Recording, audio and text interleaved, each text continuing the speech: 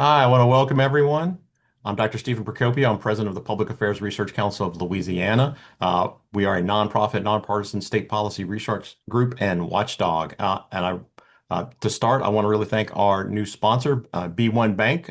They've been very helpful in helping us reach out to people through these webinars and other events. Uh, our topic today is going to be transportation and the transportation overhaul. As background, Louisiana has a $19 billion estimated backlog in road and bridge projects. Inflation and construction costs have lessened the purchasing power of the 20-cent gas tax that we have. And you also look at fuel efficient vehicles and the mounting gas the gas tax the state gets per vehicle miles traveled. Uh, the governor and the legislators have made changes to the structure of transportation spending and oversight in last year's regular session to try and help chip away at the backlog and speed up construction. To talk about that, we have, I think, the three right guests. We have Representative Ryan Bourriaque, the chair of the House Transportation Committee, Archie Chaisson, the executive director of the newly created Office of Louisiana Highway Construction, and Secretary Ledet of the Department of Transportation and Development. Thank you all so much. I want to start with a few broad questions, but first, the format. I'll ask a few questions and Melinda will ask some questions, and then we're going to open up and more than half of this webinar is going to be answering questions from participants who have signed up. First sort of question is sort of a broad one, really less about transportation changes and just how are we doing, and do we have any updates that y'all want to share in terms of the weather and what it's done for and how we are in terms of the status, particularly in North Louisiana? Secretary, maybe you Yeah. first. Yeah, I'll go ahead and start, Stephen. Yeah, as you know, to your question, we've had serious winter weather over the last 2 weeks. Our team at DOTD has worked really hard with the governor's office, with state police and Air National Guard and GOSEP to respond to that event. As you probably saw, obviously it took a really hard effort on our team, 24-hour shifts across over almost 2 weeks to both clear the ice and now the ongoing debris clear up. And so worked hard this year. We had really the largest inventory of preparatory materials and team on hand to actually prepare for that. Had our largest inventory of salt and brine and actually had brine makers in every district. That really helped us to prepare for the event. But obviously, there's a lot of cleanup after that. And so they worked hard at that and really thankful that we've got some really hardworking staff in those districts. And we sent folks from the South actually to support them throughout that event. Now, of course, we're dealing with power outages and the debris. And so our team is working hard to remove the debris from our highways and get that cleaned up and then partnering with the energy companies to get that power back on. Right. Uh, Mr. Chairman, Chesson, do you have anything you'd like to add? You know, the only thing that I would add is we, unfortunately, in Louisiana have experienced our fair share of natural disasters. Trying to see this from another perspective when it related to an ice storm versus a hurricane, a lot of times, except for Lower and Delta, when we had the storm impacts, you can begin recovery almost immediately. Sometimes 6 weeks later, you have another hurricane that comes back after you, but that's neither here nor there. I just want to say that I appreciate the proactive nature and the approach of the department and pooling in resources and teams, improving communications across the state. I just want to say thank you to the department for their efforts, and I'm going to leave it at that. Thank you. Um, With that, we can go ahead and focus on sort of some of the changes that we have to talk about sort of the background and impetus for them. I'm going to start with you, Mr. Chairman. So legislators have been complaining about DOTD for a while now. I think maybe even before you got to the legislature, about the pace of the projects. Can you talk about why the legislature took the approach you did with creating the new Office of Louisiana Highway Construction and why you wanted to work DOTD? And will you think this will have, an improvement, and probably more important, like when are we going to start to see some of the improvements? Gotcha. Thank you, Stephen. Look, I think that this was a long time coming. I think we can all acknowledge that we all individually and collectively have experienced some issue with our infrastructure in Louisiana over time. And what I found in engaging committee members 2 years ago, just when we were established as a committee, I provided a little survey of the members and said, what do you think we're doing well as a department, and what areas of improvement would you like to see? It will not shock you. A lot of the issues that we saw were maintenance related. We didn't get a lot of comments on these multi-billion dollar infrastructure projects, although the Baton Rouge Bridge comes up, the I-10 bridge in Lake Charles does, they do come up in conversation. But from a member's perspective, okay, a lot of these issues were routine, in my opinion. They were operations and maintenance related. And so we wanted to initially focus on trying to improve our communication on what our issues are in the district and how do we resolve those as members. To the governor's credit, he drafted the executive order referencing infrastructure and the department itself early on. We commissioned the Boston Consulting Group report, again, which that report hit on a few highlights that we probably needed to take a closer look at as members, as a joint transportation committee, and individually House and Senate transportation. But what I think we found is that our initial thoughts from a member's perspective were not that far off. We're appropriating cash funds in years 2017, 2018 budgets through capital outlay. We're in 2024 at the time, and we have not even seen projects moving to bid when funds were appropriated years prior. And in some instances, that was cash appropriated. So not only did we lose cash capacity in those years not having shovel-ready projects, we also carried those funds over from one year to the next, and slowly developed a project. And so I think that what we initially attempted to do was say, all right, we have from the governor to the department to the legislature, let's work together on behalf of our residents and businesses in Louisiana to try and fix it. Not sure we can. Let's just try something. And I think what you will find is at times it may have seemed to the public that we were trying to, go nuclear with an option. Uh, but I will say we were intentional with what we submitted as part of the bill package.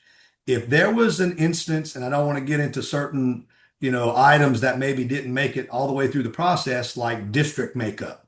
We had a lot of members concerned about district makeup and how we handle maintenance from one parish to the next. Okay, but you got to go to Hammond instead of Homa to get assets, and you're a neighboring parish. So I won't get into that, but we saw a wide range of issues that we thought were of value to address and to at least have a discussion.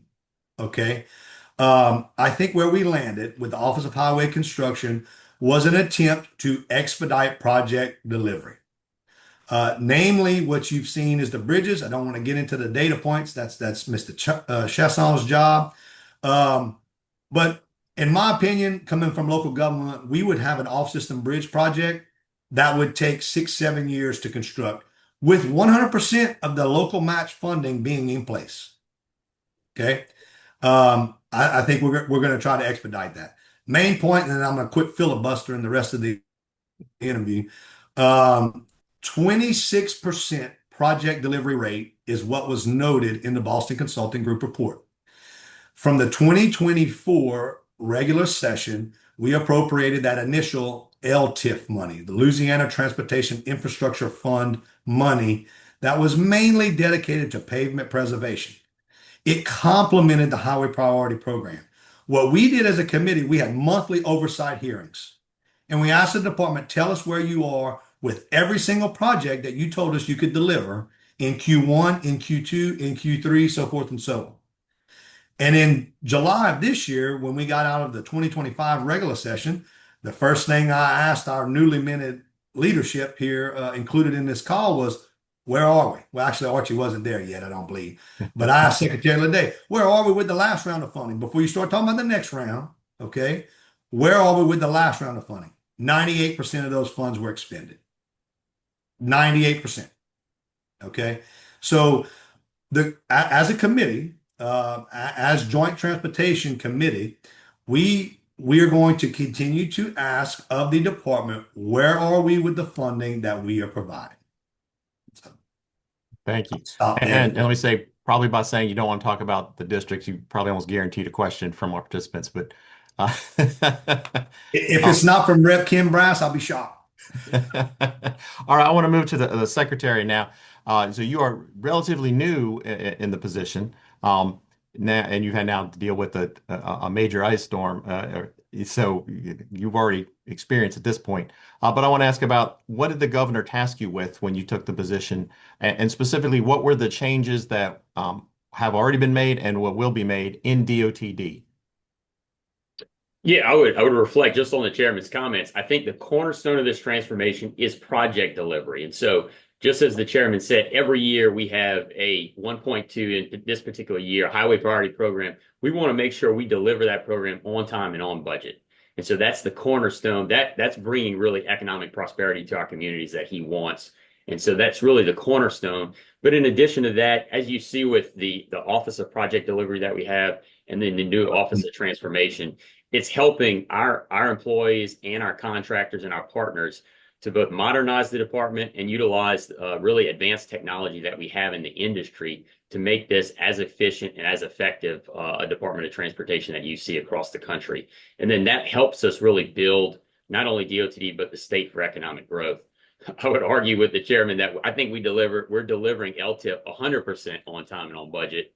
I think what you see both not only the leadership that he gave and the trust that he gave us in both LTIP 1.0 and 2.0, that's a $530 million investment in addition to our highway priority program that we are providing to our communities. And so our commitment is to deliver that on time and on budget. And I think we've done that and we'll continue to do that. But really, to your question, is the cornerstone of this is project delivery. But within that, it's really just the economic growth and prosperity of Louisiana. And I think both from the department's perspective and the coordination with the new Office of Louisiana Highway Construction, we want to make sure we're providing safe and reliable roads and bridges for our citizens. Right. All right. So, uh, Executive Director Chaisson, so you have the newest agency. So tell us about, what are your focus on projects that are not eligible for federal funding, but can you explain the structure of the office and how that is functionally different than how things are at DOTD? Yeah, thanks, Steve. I think we always start these things off with saying that we're not DOTD, right? And it makes Glenn kind of laugh a little bit. But that when the legislature created this office, they specifically put it in the Division of Administration to kind of get it outside of that portfolio of the department. I think in the beginning it was set up to act more like facility planning and control, to really move projects, give the legislature a clean point of contact, so that they can figure out where their projects were in their districts, and just some of the things that we've heard from DOTD and the problems overall. As the chairman will remember, we were both local government officials at one point, right? So when the governor asked me to do this, that was kind of the big push, is to really work with the locals, figure out how we can find some synergies there, increase the project delivery, get things done pretty quick. So in the legislature's mind, when they created the office, they gave us a couple of unique opportunities. The office is in charge of all the non-federal aid routes across the state. So about 4,000 miles of road, some 2,800 bridges across the state. When you look at what the overall department portfolio is, with about 16,000 miles of road and 13,000 bridges, it's a small factor of it, but it's really the more rural areas, the things that us as local government officials would have the most complaints about, right? And as I've noted in a lot of these conversations, Glenn and the department are doing some really good things and have been a great partner through this. I think it's because Glenn's from Thibodeau too, just like me. But so we kind of understand each other a little bit better. But they do really good on those mega projects, things like the Calcasieu River Bridge, the Mississippi River Bridge. But the little rural bridges that we've been tasked with are the things that, as local governments, as state reps, state senators, the ones that we get the most complaints about, because that average guy from Thibodeau or Vermilion or Baton Rouge may never drive across the Mississippi River Bridge and New Calcasieu River Bridge. But as we noted, the little guy in Pecan Island on Highway 82 that has to go around the bridge for 6 months while it's been out is the things that cause the most problems for locals. So we have the operations and maintenance of those roads and bridges that we're still working with the department to take over, because we're, I think, 6 months into this, right? I started at the beginning of August. right after Glenn moved over to DOTD. So we're still working out those, but we've been tasked with those first 62 bridges across the state and rapidly deploying those. In the overarching part of the office, they gave us some emergency procurement authority, so we were able to move very quickly with getting engineering firms on board, getting contractors on board. So we turned around the first set of about 11 bridges within about 120 days. So out of those 62, we have 11 of them under construction right now. We got some press about a week and a half ago with the governor. We did the first groundbreaking on the very first project over in Washington Parish, and there's a whole host of them more to come as we travel across the state and look at the parishes that we're working in. So we've gotten off to a pretty fast start, but again, like the secretary noted, it's all about delivering projects on time and on budget, and providing some really safe roads and bridges across the state for our residents.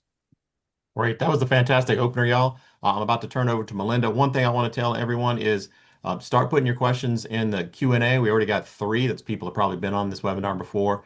What tends to happen is we, have a good discussion, and then as people start putting in questions, other people are like, "Oh, I have questions," and then there's like a flood, and that happens. We can't get to all of them, so I want to avoid that as much as possible. So if you can put your questions in, the sooner the better. So with that, Melinda. Thank you, Stephen. Chairman Bourriaque, this one is for you. You mentioned that consulting group that reviewed the DOTD operations, the Boston Consulting Group, I believe is what they were called. That consultant's report talked about inadequate funding, a lack of consistent rankings in what road and bridge projects are priorities, high staff turnover. There were a lot of pieces and parts of things that were recommended. Do you think that the approach that the legislature has taken really addresses all those concerns? I'm particularly thinking we're already getting questions about funding and staffing levels. Yeah, sure. So I think that's a trap. So good job, Melinda. I was going to wait on long-term funding till the wrap up, but let's start with this. I It was think the approach. inevitable. No, yes, ma'am, absolutely. No, I think the approach from the legislature. Okay, Glenn referenced that $530 million. That is cash out of the general fund that the legislature said we have to focus on infrastructure. We have to put our money where our mouth is. We can't just talk about fixing it. We have to appropriate funding to do so. I think that what we wanted to do is use this effort as a litmus test to make sure that we're not going to repeat issues that we've had in the past where funds were appropriated, but projects were not implemented. Okay. So I think that we could be very caustic in our approach. We are entering year 3 of this term. We will continue to increase data points, as the secretary mentioned, on project delivery. The more comfortable the legislature and the public get, okay, with the funds that are being appropriated, used wisely and timely, I think we can have those discussions. I think it will take some time. And I know the go-to is always the gas tax. The go-to is always a toll. I think it has to be an all of the above approach because not one funding source is going to resolve our 14 to $16 billion backlog. I think if you look at other sectors of infrastructure, for 1 second, I'll give you an example. The water revolving loan program. You have local governments who can put in funding. Part of that is federal, part of that is state, part of that is local. If we get creative in funding sources and we have the checks and balance in place to make sure those funds are spent in a responsible manner and in a timely manner, I think you're going to have folks outside of state government that will participate. Okay. That is going to stretch our limited dollars and bonding capacity through HB2, through the appropriations process. I think it only helps us once we have the data points we need to ensure that we can go to the public and say, no, no, no, no. We are going to pursue this in this manner because of this delivery that we have seen over the last 2.5, 3 years, whatever that timeline may be.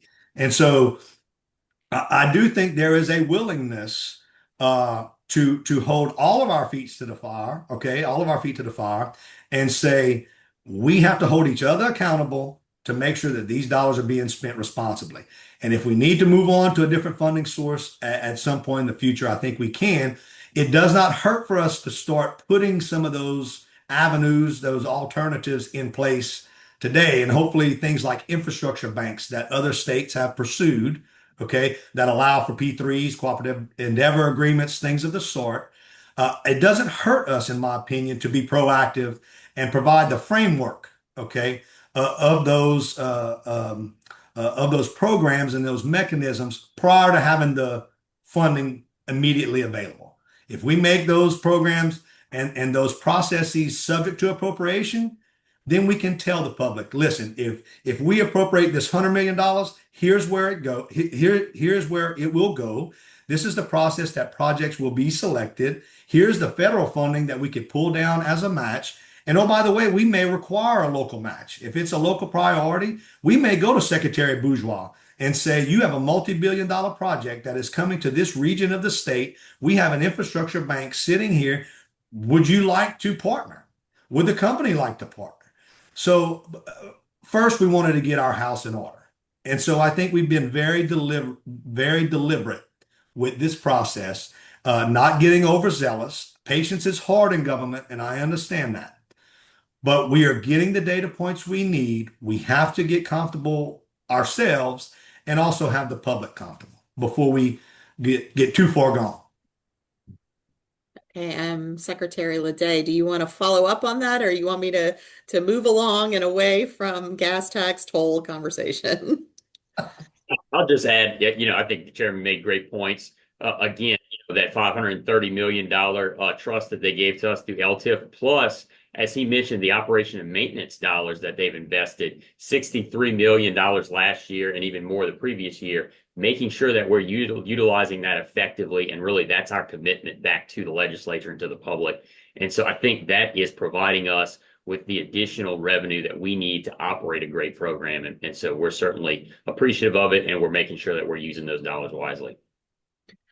Let me follow up with you in terms of one of the things that the legislature seemed very interested in, and Mr. Chairman, you can correct me if I'm wrong, is more privatization of services. Is that part of what you are doing now at DOTD? Do you see that as a benefit? How far can that go in addressing some of the backlog? Yeah, certainly. I know that was part of the discussion last year and even before that. And so I think what we're trying to do is really it's more of enhancing what the department brings to the table. So obviously, as you saw in the winter weather, we've got really hardworking folks that are dedicated to their job and really love their job. But we have a huge program, and so we really need to enhance that through contract support and privatization. We actually utilize contractors on the winter weather efforts to help enhance what we're doing, and then we're doing the same thing on both the engineering, design, planning, and construction side. And so one of the things that you'll see us do is more maintenance related contract support. So I know we've spoken to the chairman and the legislature about really enhancing the contracting vehicles we have and expanding that, and hopefully we'll have some bills in the session to help us do that. But certainly, whether it's through grass cutting or litter pickup or even just bridge maintenance, we want to really provide our team with the support that they need to get the work done on time and effectively. And so that's certainly something that we're doing, and that's part of this transformation. Mr. Chaisson, we have somebody asking about how many employees you're going to have in your office. I think I saw somewhere that you have 3. And what are their backgrounds? Do they have similar skill sets to the people who work at DOTD, or sort of lay out a little bit about how your office is structured?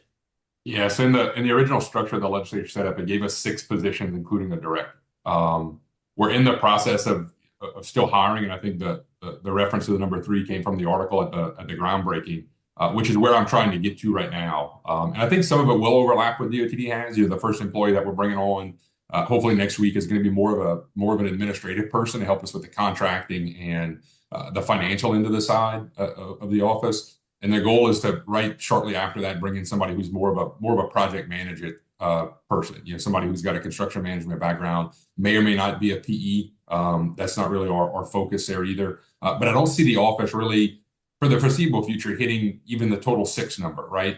As the secretary mentioned in your question about privatization, that's kind of what we're doing as well. using the private, engineering world, the private construction group to really accelerate this stuff. We have one firm in particular who's helping us kind of program manage the bridge bundle right now. So we're looking at design exemptions and waivers, when we're doing all of the other fun stuff with the contractors, they're kind of helping wrangle that for us. As we look at the bridge bundle, some of them are on the non-federal aid routes, so we have complete jurisdiction, and we can make some of those decisions on the bridges and the roads that are on the national highway system. We're still coordinating with the secretary and with the department to make sure that what we're doing to some of these bridges from a design perspective, thinking a little bit outside the box, using steel piles, different bridge deck designs, stuff like that, that the department is still comfortable with it, because at the end of the day, we're still going to have to transfer that bridge back over to DOTD to O&M into the future. So using that private sector and harnessing that power is really helping us not only move really quickly, but keeping the overhead of the office very, very low. Okay. And I know that part of your office's, at least temporary authority, is a short-term power to waive some of the public bid processes that DOTD has to go through to sort of speed up the work. Are you going to be asking the legislature for more time with that authority? And are there caps on the size of the projects that are allowed under this authority? Yeah, so we are going to ask the legislature. The chairman and I have had this conversation, and I've had that conversation with President Henry and Speaker Davila as well. And my preface for that is to say that as long as we're working on things that are in poor condition or closed, I think it helps us out, which most of the bridges that we're working on right now are. And the reason that I've asked them to kind of extend it through all of kind of FY 26, 27 is going to be to help us get through that bridge bundle, that we can still kind of process these things very quickly and work through it. But it did expire in January, so we're still operating under the contracts that we have signed now, in the hopes that sometime in the early part of the session we can get that extended and then kick it back off. It's not going to slow us down for the couple of months that we don't have it, because I think we've issued enough contracts in that first 6-month window to be able to carry us through a majority of the program. But we're going to have to ask for that to be extended so we can do it. We're not going to really so much use that for any of the new work. So let's say the legislature decides to give us another $100 million for another 60 or so bridges. That's going to fall into the package of probably a regular public bid process as we get through that, unless and except we write it in there that these bridges are still in poor condition or closed. But from the engineering side, we just released a huge kind of IDIQ RFQ process that we've received a bunch of responses back on, that we're working through and grading and trying to figure out where they're going to go. So as we get the new work, we're not going to use that procurement authority on the professional service side. We're going to tap into those contracts that we're going to issue hopefully in the next month or so, based on that RFP that we just put out. Okay. Chairman Bourriaque, this is probably a question for you. Transportation legislation for the session. Are you expecting to follow up with another package of bills sort of similar to what you did last year, in terms of more reform work at DOTD, or more things you want to see or the members want to see changed there? I think that the bills from this past session, what the public may not realize is, we as members, first of all, we have the road show every year, okay? And some folks will tell you that the road show doesn't serve a purpose. I disagree. It allows the public to come closer to their home and visit with legislators on their own infrastructure needs, okay? And comment fully on roads, bridges, any sort of transportation routes. So I think that engagement through the roadshow was part of the impetus for some of the change. Of course, the discussions with the members, again, was part of the impetus for the change. What you may see in House Concurrent Resolution 45 was a complementary and supplemental bill, even though it wasn't a full-fledged bill, that addressed a lot of issues that members had brought forth, that the public had brought forth, that we thought needed more time. Okay. I think that the comprehensive nature of the bills that were passed, of the reforms that were enacted, I would like to only tweak some of that. This is only my opinion. Any member can file anything that they would like. I'm going to try to be very deliberate on a personal level, not as chairman of the committee, but on a personal level. I would like to see us give this some more time. Again, just measure those KPIs. How are we doing? let's give this a little time to marinate, okay? And then adjust as need be. Will there be some changes? There will. Okay, there has to be tweaks. There were too many efforts there that need to be addressed in some shape, form, or fashion. But in my opinion, we completed the DOTD roadshow, and Mr. Secretary, I think all of those are available online. So if I misrepresent what my opinion was of those public hearings, we saw quite a few people across North, Central, and South Louisiana who were generally very satisfied in the direction we were going. I'm talking about operations and maintenance. I'm talking about the local district crews, the work they were conducting, the amount of work that the department was putting out on the pavement preservation side from the LTIF and LTIF 2.0 effort. And they were aware of the bridge bundling program that Mr. Chaisson is going to be executing on here shortly, or he already is, that he would continue to execute on. And so, will there be some changes? I think so. How detailed? I don't think it's going to come anywhere close to what we saw last session, but there are some necessary changes. And look, you have a new secretary. Okay, you have a new office that has been stood up. Members, I have quite a few freshman members who are going on year 3 of their life as a legislator. They may have ideas and experience new issues that we didn't, perceive as a concern initially. So I think there always could be some, an issue that we need to attack. But to the same degree, I don't see that being the case. Secretary Ledet, we have a question that I suspect is best directed towards you. It is also on the same topic of more transformation coming to DOTD. We have somebody asking if there are additional plans to shift towards privatization for engineering, legal, and other services in the department. And I guess I'd like to broaden that and ask if there are any other priorities you're going to be asking the legislature to change, to things to change, or legislation that you'll have for the session.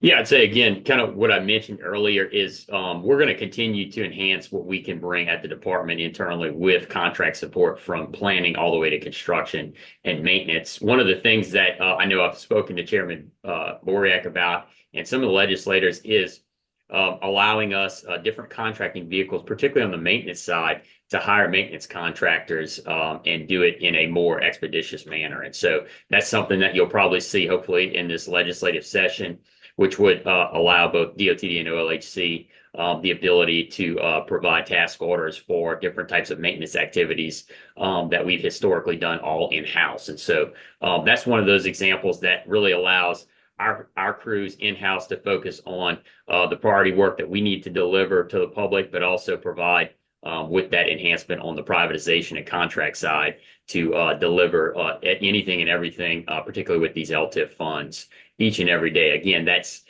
some of the things that we hear a lot about that Chairman Bourriaque talks about, just cutting grass and picking up litter is obviously a massive mission. And so we're doing the best we can in-house, but we really need that contract support. And so hopefully some of those bills will help us do that. And we'll be excited when that day comes.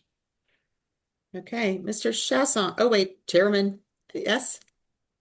I'm going to get myself in trouble talking out of order, but I want to hit on one quick point. Okay, last session we appropriated $4 million in funding to supplement grass cutting and litter pickup across the state. LMA, police jury associations, sheriffs, anyone who had cooperative endeavor agreements in place. That is not considered, in my opinion, a privatization. But what that is a partnership. Okay, we are partnering with local government. It doesn't only have to be private entities. I think the public and the people of Louisiana want to see action. I'm not really sure how many really care who's doing the work as long as the work's getting done. I mean, I guarantee you people in Rep. Fontenot's district didn't care that I probably ought to not tell off on him, but I think he said it in committee anyway, that he's out there on a bush hog cutting some shoulders in certain areas somewhere in Louisiana. I'm not going to say where or when. They but can look him up. they can look it up, and I'm pretty sure he's okay with it. That I'm talking out of turn on him, but uh, I have had employees in my area, okay, who have left the department for pay disparity issues. Those discussions came up in many committee hearings, okay, where you have some supervisors making less than individuals below them for a wide range of reasons. Some of them, okay, so we're implementing more projects than we've ever implemented. If we don't address pay disparities with project inspectors for the department, now I'm not talking on behalf of the secretary. I'm talking about what constituents who are employees of the department have talked to me about.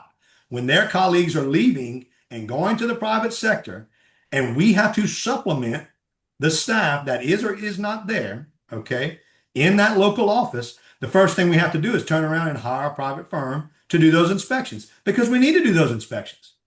We need to ensure quality. Okay. We need to try to avoid as many change orders as we possibly can. Okay. So there is a partnership there. It's not just privatization, but we still have other issues with pay disparities and classification that still are real issues today in the department, according to employees of the department. So I just wanted to make sure that was on there. I think some Soil of those Secretary. I think some of those people are asking us questions right now because there's been discussion of pay in some of the questions. So, Secretary Ledet, I feel like you just got a request to look at the salary schedule from the chairman, maybe.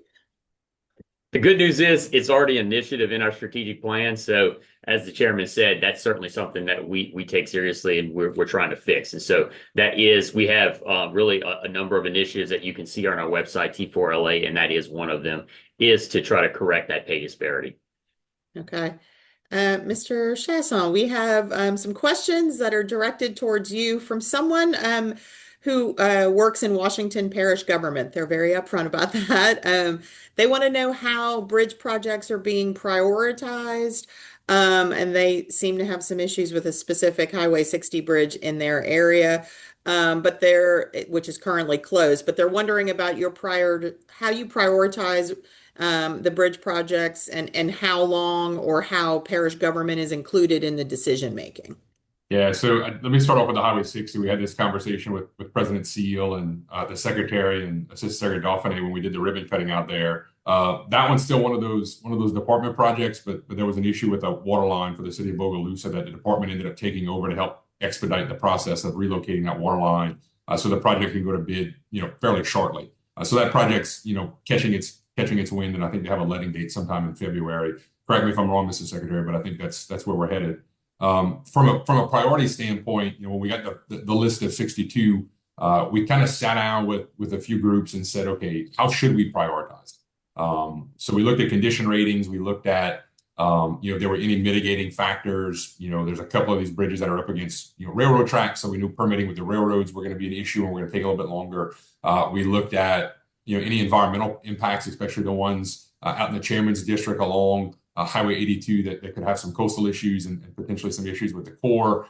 We have some of those, believe it or not, up in North Louisiana as well. So we looked at a bunch of factors and figured out, we kind of picked a bridge in each one of the bundles. So backing up a minute, when the department was going to do this, they had 3 very large bundles that were going to kind of be run through a progressive design build setup, and we kind of reformed that where we went to a traditional kind of a CMAR type project where we're going to design and initiate some discussions with contractors as the bridges were being designed. But we broke those up into 8 different bundles. So it allowed us to move a little bit quicker because we had 8 companies working on the designs versus just 3 with the contractors. And it allowed us to use more regional firms. And that was one of the things I mentioned to the chairman and the speaker and President Henry when we decided to do that. Is it allowed us to use those smaller regional type firms that understood the areas, understood the parishes, understood the people a little bit better, already probably had some data on solid pipes and condition, had already worked on some of the rural bridges in the area. So those groups were broken up kind of by region when we decided who was gonna actually design the bridges. So we sat down with those guys and again looked at a lot of data and we picked kind of a priority bridge in each one of the bundles and said, all right, this is the first one you need to focus at. It's the low-hanging fruit. It's the easiest one of the bunch to either design or it's the worst one of the bunch from a condition rating. and said, we want that turned around in 120 days. So they did that. We had, the first 8 or 9 bridges done, and actually less than that. We did one in about 90 days from starting survey and geotech work to the time we got final plans and specs and got a price from a contractor. So that was an accelerated process as compared to what I think everybody was used to in the past. So we kind of involved the parishes on not so much in the priority ones and how we were going to prioritize them, but we've begun those discussions with the parishes about closures and detour routes, because not all of the detour routes are necessarily going to be on state highways. Some of them are using local roads, so we wanted to make sure the parishes were comfortable with that. And if there was any maintenance aspects on those local roads that we were going to have to take care of upfront, or they wanted us to watch out for while the projects were going on, we wanted to make sure we were there to support them on that aspect as well. Okay, and just to be clear on some of those, we had a question about those bridge contracts. Those are not bid out; they're just directly awarded, not through the public bid process. So we didn't necessarily follow the typical, advertising for 30 days, but in a lot of cases we've gotten multiple contractors involved. One, because we wanted to make sure we were getting the best price, and we wanted to open it up for some competition. But we kind of shortened the window of how long we let them look at it. But in most cases, we got 2 or 3 prices on most of these bridges. One, to fact check everybody. We didn't want a particular contractor kind of thinking they had us over a barrel and skyrocketing the price and blowing the budget up. And not to say that anybody did that. We were just trying to protect ourselves from that. In a lot of cases, we have, again, a lot of these smaller regional contractors that can move very quickly, can give us a very good price because they're not one of the bigger groups. But look, I think 91% of all of our contracts, both on the engineering and construction side, have been Louisiana-based firms, which is something we wanted to do. We do have a couple of bigger groups that have offices outside of Louisiana as their headquarters, but they do use Louisiana employees and Louisiana office space here as well. But we're the 90 percentile mark for those type of contracts. And we're also using 100% of Louisiana-based companies on the construction inspection side of things as well, to make sure that the bridges are being built correctly, we're meeting plans and specifications, and we're following all of those same AASHTO standards that the secretary would have to follow if he was building the bridge as well. Okay. Secretary Ledet, I feel like I cut you off. I'm sorry. Yeah. Just a quick update on the Highway 60 bridge. So that's a DOTD bridge. We actually we accelerated construction. We declared an emergency because of the emergency closure there, and the project is actually moving to construction now. So the contractor's already been onboarded. As Archie said, there was a water line there that obviously we did not own that had to be relocated, and we've gotten through that complication. We're actually going to relocate that on behalf of the town of Bogalusa. And so we did that in order to expedite the project, and we were able to declare that emergency. And so that project should actually be completed in the next 2 months. And so we have expedited that as quickly as possible. Okay. Also, we have somebody who wrote in just to thank y'all for the road show. They seem to really like the road show and seem to get a lot out of it. So I just wanted to pass along that you got good marks for the road show this year. Secretary Ledet, we have, and this might be a Chair Bourriaque question as well. We have a lot of questions about rural infrastructure and how to prioritize that and whether or not that is being prioritized in funding streams and projects. So, Mr. Secretary, I'll start with you. And if anybody else wants to jump in on that after, please feel free. Yeah, I'm sure, we agree. I'm sure the chairman would agree, and really everybody at the department agrees. And so a lot of that, what we call the LTIP program, is focused on rehabilitating and preserving rural roads. And so that $530 million is a direct investment in that. And so every year we prioritize, obviously, the worst roads in the state and make sure we can figure out how to fund that in our typical program. Obviously, we have fiscal constraints there. And so with that LTIF investment, and then hopefully we'll have another one this year, we are prioritizing those rural routes. And obviously, with the collaboration with OLHC, we will consistently do that. So we certainly agree and putting a lot of emphasis into that. And so that $530 million is a direct investment in that rural infrastructure that we have across the state. Okay. Anybody else want to jump in before I move on? Okay. We also have questions about the Rural Health Transformation program that is an LDH program, but does DOTD have some connection to that program in terms of transit and healthcare access for people who live in rural areas and have difficulty, getting to their medical appointments, for example? Yeah, so we have a rural and local transit program. And so right now we're in the process of collaborating with both LDH and the governor's office to help really enhance that and make sure that our program is collaborating to really, one, maximize the dollars that we have. That's part of that question, but also look at all of the federal dollars that are available each and every year and make sure that we can bring that to Louisiana to really grow that program. So we know the importance of it, and that's certainly something that's part of this transformation is helping our own rural transit program collaborate with LDH, get people from their house to the hospital and back. And so that's certainly something that's part of this transformation, and hopefully you will see that change as we make those changes in our department. Okay. Chair Bourriaque, did you want to weigh in on this? No, go ahead. Okay. I Because was gonna, but I'm gonna stop. you mentioned the state infrastructure bank concept, and somebody's asking, do we already have an infrastructure bank that can be used? And if so, who can utilize it? How, what's the purpose of it and how does it work? I think a bill was filed decades ago, more than 10 years ago, maybe by Chairwoman Saint Germain. I may have that wrong, but similar, doing something similar. Okay. You can only imagine the calls I get from parish councils and police juries across the state saying we feel left out. Okay. Going through bond commission, bonding out local funds, going through capital outlay. Those are all limiting circumstances, in my opinion. If there's a way that we can have a steady program where not just state entities, we can address state priorities, and I think that's probably where we have to start. Full disclosure, I think we have to start with state entities. But I think we can't ignore the local needs because at times you have locals who will address their own issues, and we, as state government, are the hurdle. Okay. And in full disclosure, we have a backlog of road transfer program projects, and the secretary could acknowledge this, and Mr. Chaisson probably had some in his parish that are waiting to be turned back over to local entities. There are other states that have pursued this. I think Virginia does a good job. New Jersey, I believe Texas does a good job. Tennessee may have something similar that could be tweaked. But I will tell you this. It will initially, in my opinion, we have further discussions that need to transpire. But I would imagine the Port Association is going to want to look at this. They have a backlog. I would imagine the aviation program is going to want to look at this. They have a backlog. They both of those entities have some ability to draw down federal funds. The Port Association of Louisiana, with their backlog, sometimes can go through WRDA, through Congress to get funds for dredging and so forth.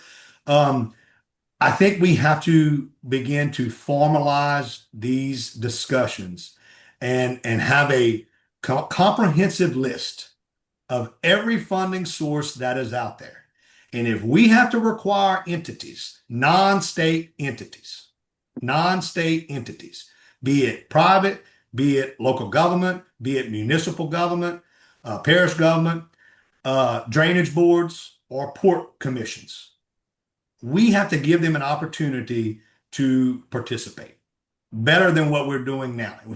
If they have money readily available, but we don't have the match, we're just stymieing all of it. Okay. And so I would like that infrastructure bank to be sort of focused to begin with. We have looked at other states. We have a ways to go. Nothing's been pre-filed yet, but I would like to get that out there soon. Yeah, Mr. Chairman, I believe, and I'm going off of memory here, a infrastructure bank bill passed the legislature. It was, I think, St. Okay. Germain's. However, it was contingent on a constitutional amendment that would have provided for the funding, and that part's failed, and so the whole thing is not in effect. Gotcha. Got it. Thank you, Stephen. Appreciate it. So you're bringing a bill back this session then, or someone is that will continue the discussion then? Yes, ma'am. Yes, ma'am. Okay. Um, Not shockingly, we still have some funding questions. So, Secretary Ledet, I'm going to start with you on this one. Um, we have someone asking, essentially saying that the current funding structure doesn't provide enough money to do all the work that the state needs to do. Is there going to be a point where the state looks at a funding model based upon miles driven or the weight of the vehicle? Is there, are we at all looking at what other states have done on this? And is that something you would consider proposing for Louisiana? And then I'm going to throw it to Chairman Bourriaque to ask the same question. Yeah, so it's a great question. I think where we are now is just as the chairman said earlier, is as part of the transformation, we want to continue the work that BCG did. We have an alternative revenue initiative that's part of this transformation so that we can collect all the information from really the leading states, the leading DOTs, look at what they're doing, what can we do differently to really enhance revenue at the department. And that way we can present that to Chairman Bourriaque and the Joint Transportation Committee for potential future action or discussion in the future. And so we're in the midst of really doing that research and development. Obviously, we know user fees and then tolling are options, but there's other things out there, modernizing the gas tax or looking at ways to index it to inflation or really the various things that you'll see really across states for various DOTs. But that is part of this initiative, and so we're working hard at that, and then we'll present that to the legislature at the appropriate time. But as the chairman mentioned, what we're trying to do now is make sure we're utilizing that cash, whether it's surplus or other means, to make sure that we enhance the traditional highway priority program and deliver that for the legislature and the public.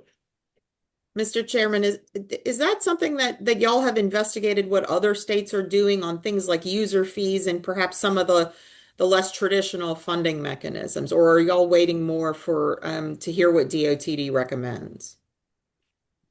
I think it's a little bit of both. There has been some research into even what is being proposed federally. So I do think that there are some ongoing efforts federally to look at what Secretary Ledet just mentioned, the user fee, the utilization of the actual highway, the weight of the vehicles. I mean, those data points are being developed, I think, as we speak. And I think that I'll stop right there. I think that's about it right there.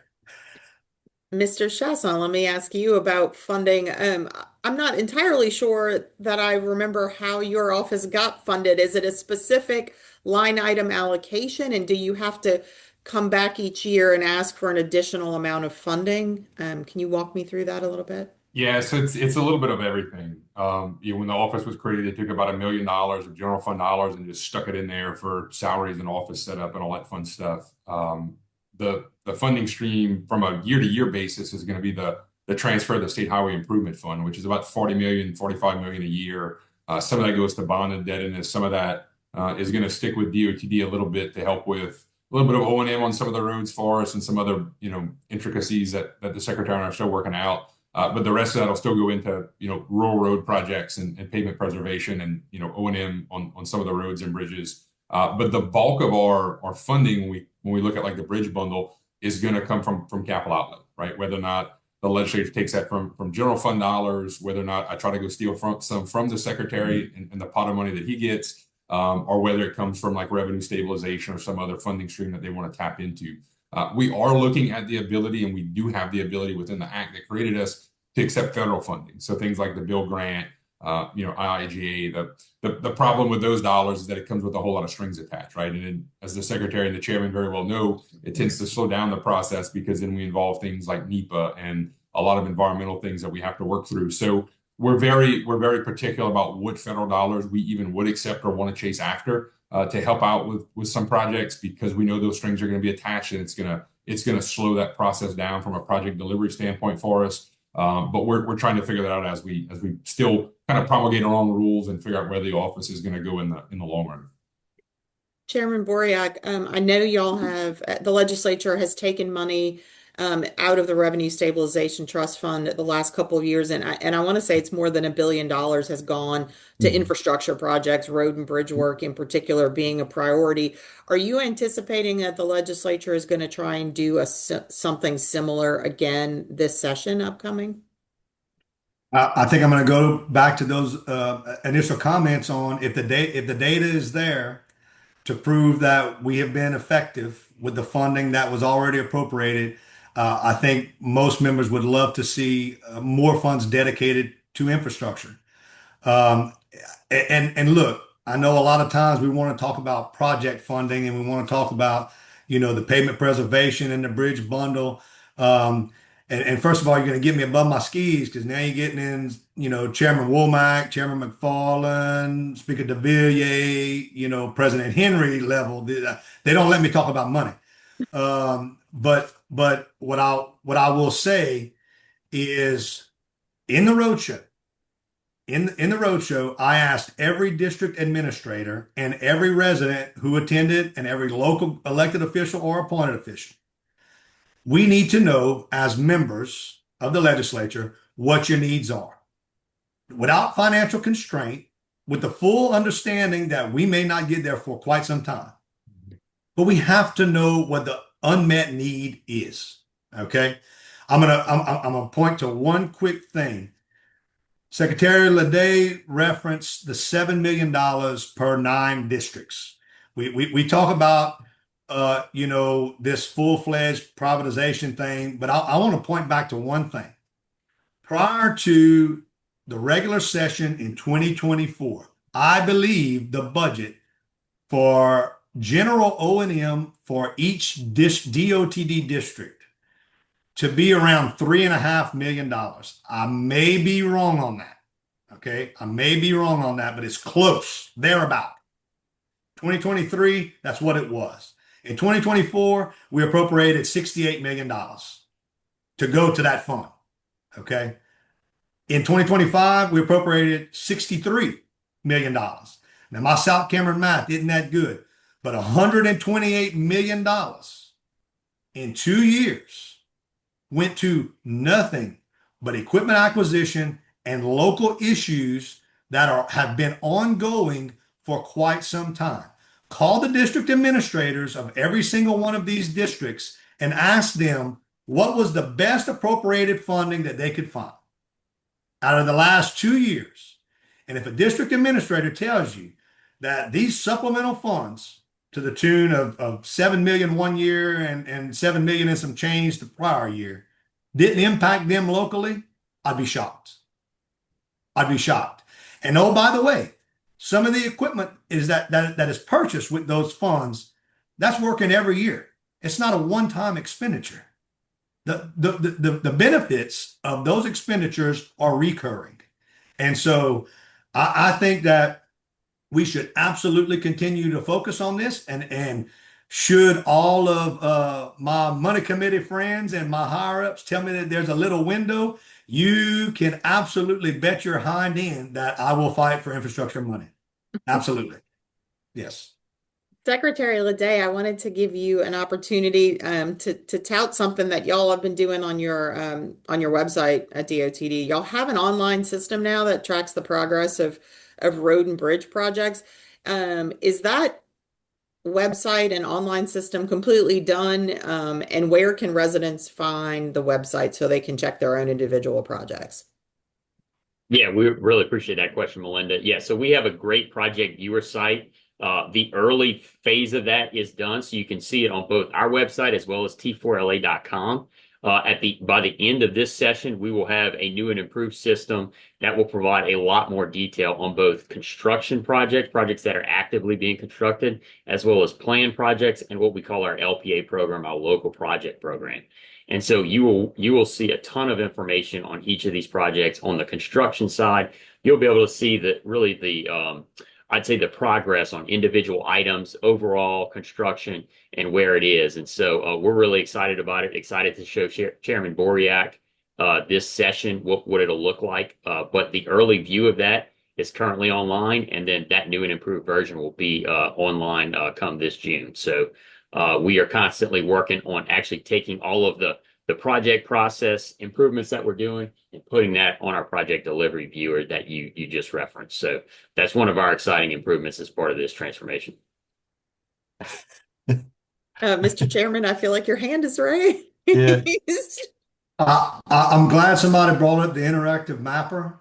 Can we get an update on where we are with the access permit portal?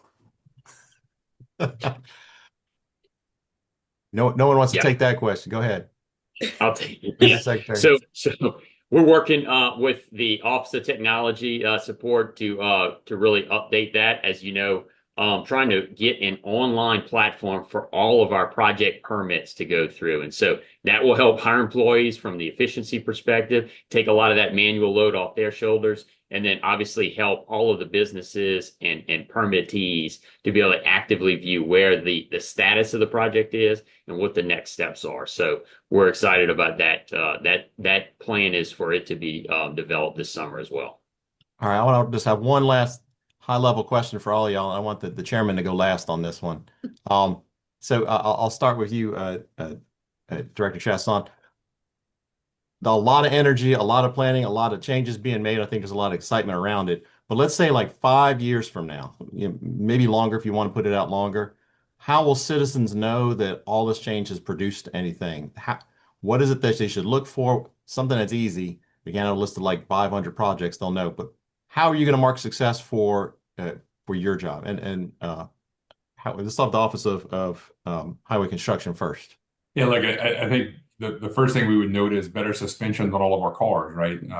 Hopefully that's a good key indicator of better roads and bridges. But you know, it's one of the things Chairman Bourriaque asked us to do is really start to build some metrics of, you know, how the program's working, right? How much more fast we moved, how much more we drove the budgets down, the number of projects that were completed successfully. So we're working on that. I think, you know, as you've seen the governor make some videos as he travels the state, you know, standing on fresh asphalt, standing on new concrete, new steel deck bridges. I think that's the overall indicator, right? Our citizens are going to see those things happen, and we're not going to be driven to the complaints that we've heard over the past, whether it's as local officials, as state reps or senators, or even in the Secretary Ma's new role as the leader of these two organizations. I think those are really going to be the key indicators as we see fresh concrete and fresh asphalt on all of our roads and bridges. Great. Secretary? Yeah, really much of the same as the director mentioned. We have key performance indicators that are part of this initiative, and we want to make sure we deliver. But it's really project delivery is you will see projects on the ground, new bridges, new asphalt, new concrete across the state, and we're making sure that we're going to deliver that on time and on budget. I think that'll be the key indicator of the success. More than appropriate to have the chairman back clean up on this. So how are you, elected official, going to be able to tell your constituents and across the state, hey, look, this worked, and this is the proof? Well, by that point in time, I have to go through a re-election process. So it may be someone else addressing the public on why or why not something that I did worked or didn't work. So my estimation, that'd be 2031. Hopefully what we could see by 2031, I'm just going to go back to communication and general operations and maintenance issues in the area. The large scale infrastructure projects, we sometimes get caught up on that, and because you know I think they all have value and they're most certainly needed. But when we have folks driving on certain roads or certain bridges across the state, large parish, rural parish, coastal parish, North Louisiana, does not matter. If we can provide opportunities for our residents and businesses to traverse our infrastructure in a safe manner in areas where it looks presentable, okay? My great grandpa taught me something a long time ago.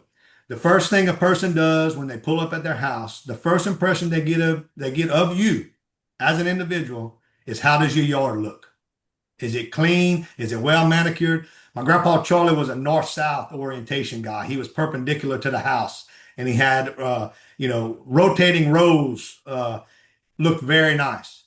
If we can have folks from Texas, Mississippi, and Arkansas come to Louisiana and say, my goodness, they have made some improvements over these last 5 years. If we could get folks who don't see it every day to notice, I think we would have accomplished something. I think if they come in and see that our yard is welcoming, and we're doing our due diligence, I'd be so proud to have someone from Arkansas even tell us, man, y'all are making some good changes down there. That's fantastic. Look, thank y'all very much for your time. I really appreciate the conversation. We had one of the comments in the Q&A just telling us how informative this webinar was, and I appreciate that. Thank you for all of the questions. I think we got 20 answered, not including the ones that Melinda and I answered. But unfortunately, we still have, I think, 10 that we couldn't get to. That happens with the DOT transportation ones. There's just a lot of questions, a lot of details to have to go through. So I'm sure we will come back and have a webinar on transportation again at some point. Probably before 23 31. So we'll see. Again, thank y'all so much. The conversation was fantastic, and I think it really helped a lot of people. Y'all have a good evening. Thank you. Thank you.